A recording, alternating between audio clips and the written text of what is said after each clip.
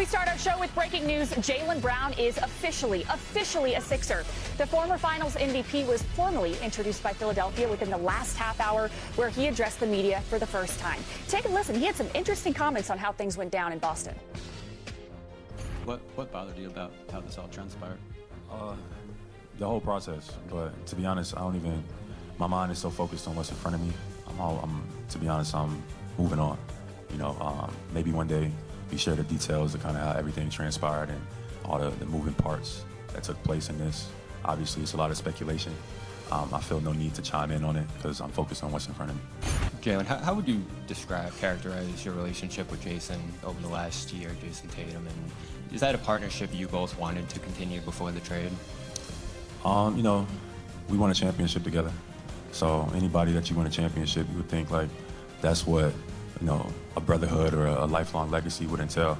Obviously, there's ups and downs in any type of relationship for sure. But on my end, it's nothing but respect.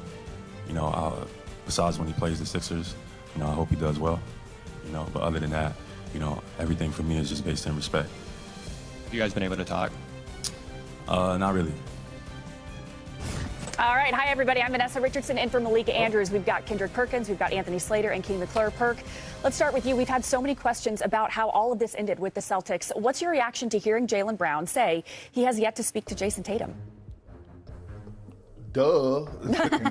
Like, is anybody shocked? Anybody shocked? Like, everyone knew that they wasn't the best of friends, that they didn't hang out outside the basketball lines, but to say that they hadn't communicated in no form since he's been traded, a guy that you won the championship that was, one of the better duos in the NBA is really alarming.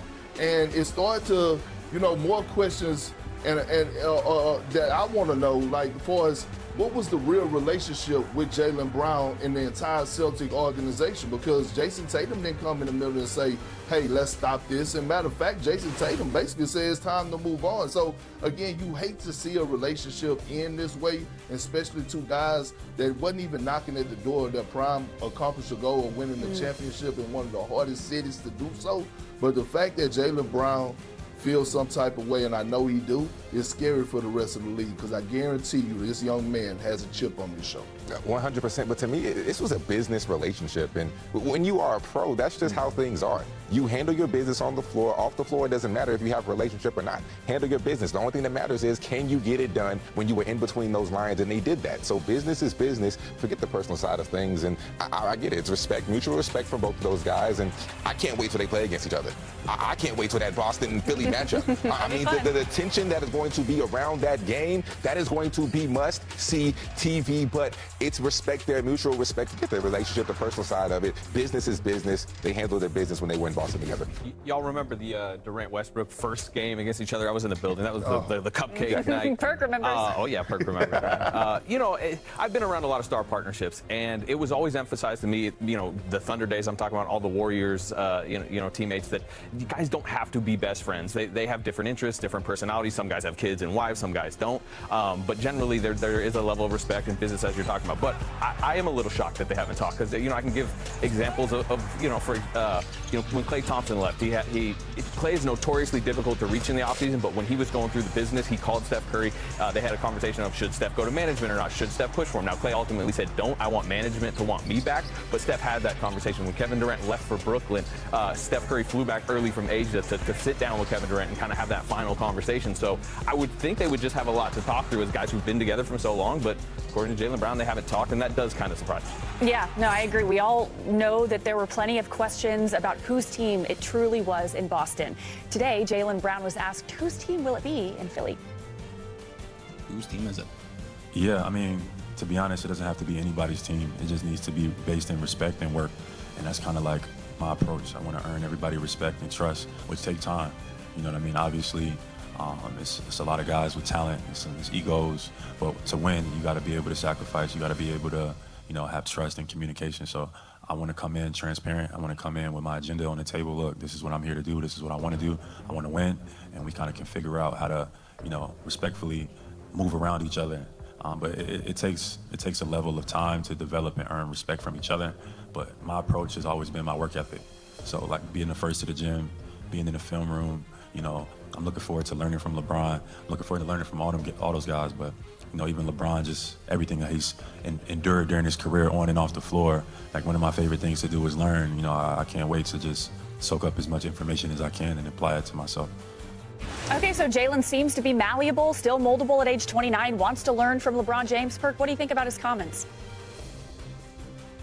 I mean, he laid it out. I thought that was perfect. In my opinion, he couldn't have said it no better when it comes to earning the trust in the locker room, right? And you do that by not what you say, but your actions. And we know that Jaylen Brown is one of the hardest working guys in the NBA. We know that he has a high IQ. We know that he's an intelligent human being. But the one thing that the one word that stood out to me is the word that always stands out when you're trying to win the championship, and that's the word sacrifice. Like, if you're trying to reach a bigger goal, you got to find a way to lose yourself in the team. Now, you're going to reach smaller goals individually, trying to accomplish the bigger goal of winning the championship.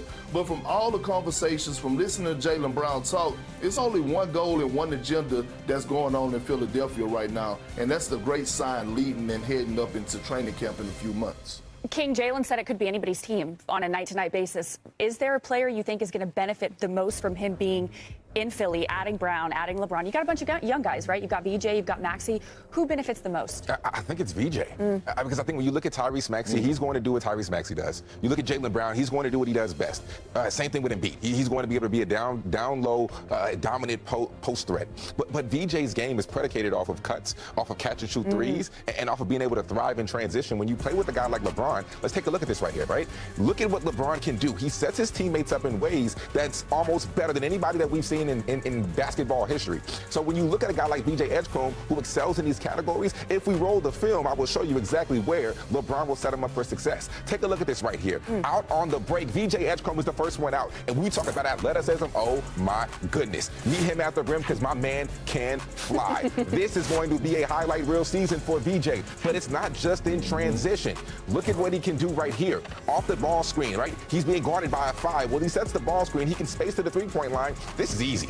You just walk into it, catch and shoot Trey. You better guard it because his jump shot's gotten a lot better. But right here, he's playing with PG. Imagine LeBron right there. Imagine how much attention LeBron is going to get. So now when VJ cuts to the rim, we talk about finishing through contact. He is one of the best. I mean, that right there, those three facets of his game, they're going to go to a different level. And he's going to look up and say, VJ Edgecombe had an even better sophomore season than his freshman.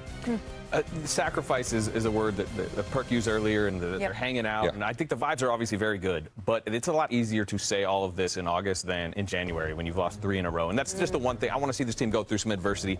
What are the shot attempts for this guy on this night, and what are the motivation levels and all that? And, you know, we'll see. But again, it's August, and it is not January. Right? Yeah, it's so true. All right, coming up on NBA today. Perk likes that. All right, coming up on NBA today, we have up-to-minute updates on what's going on in Denver. Jaylen Brown's introductory press conference in Philadelphia reflects a player who is embracing change with maturity and purpose. Rather than dwelling on the details of his departure from Boston, he consistently redirects the conversation toward his future with the 76 URs.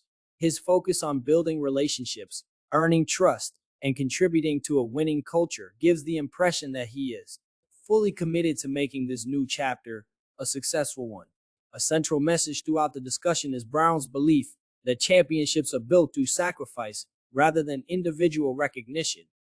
He repeatedly emphasizes respect, communication, and hard work instead of debating whose team the Sixers will be. That mindset becomes even more significant, considering he will share the court with stars like LeBron James, Joel Embiid, and Tyrese Maxey. All of them will need to balance their roles for the team to reach its potential.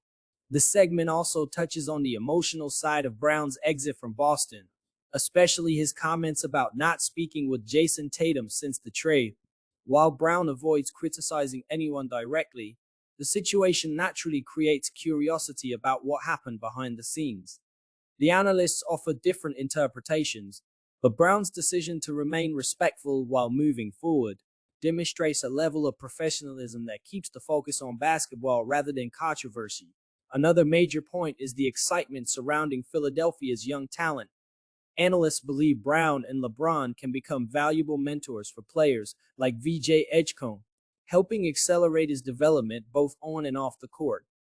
Their championship experience and daily work habits could have a lasting impact on the next generation of Sixers players, extending beyond wins and losses this season.